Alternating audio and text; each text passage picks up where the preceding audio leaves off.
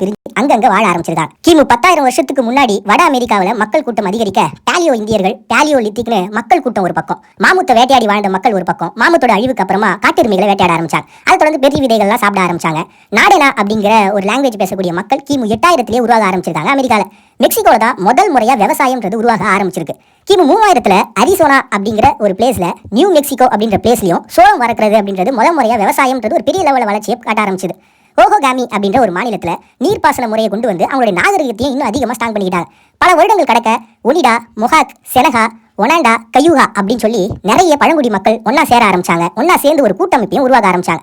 14ஆம் நூற்றாண்டுல ஸ்பானிஷ், டச்சுக்காரர்களுடைய தொடர்புன்றது இந்த பகுதியில் உருவாக ஆரம்பிச்சது. 16ஆம் நூற்றாண்டுல ஸ்வீடிஷ் தொடர்பு உங்களுக்கு ஏற்பட ஆரம்பிச்சது. அதை தொடர்ந்து ஐரோப்பியர்கள் உள்ள வந்தாங்க. அதுக்கப்புறம் குதிரை, பன்றி அப்படின்னு சொல்லிட்டு நிறைய கால்நடைகளையும் உள்ள இறக்குமதி பண்ண ஆரம்பிச்சாங்க. அமெரிக்காவில் விவசாயம் பண்ண பொருட்களான இந்த புகையில, பீன்ஸ், தக்காளி இது எல்லாத்தையும் அங்கிருந்து ஏற்றுமதி பண்ண ஆரம்பிச்சாங்க. இதுக்கு நடுவில் பெரியம்மா தட்டம்ங்கிற வியாதியால குடியேற்றம்ன்றது பெரிய லெவலில் தடைபட ஆரம்பிச்சது அமெரிக்காவில். பிரெஞ்சுக்காரங்களும் பிரிட்டிஷ்காரங்களும் 1,20,000க்கும் மேற்பட்ட குற்றவாளிகளை இந்த பகுதிக்கு கொண்டு வந்து சேர்க்கிறாங்க. அதன் மூலமா இந்த பகுதியில் உணவு தட்டுப்பாடுன்றது ஏற்பட இதை எப்படியா சமாளிச்சாகணும் அவங்க நினைச்சிருந்த சமயத்தில் பூர்வீக அமெரிக்க பழங்குடி மக்கள் இவங்களுக்கு எப்படி விவசாயம் பண்ணணும் அப்படின்னு சொல்லி தராங்க. அதை இன்னைக்கு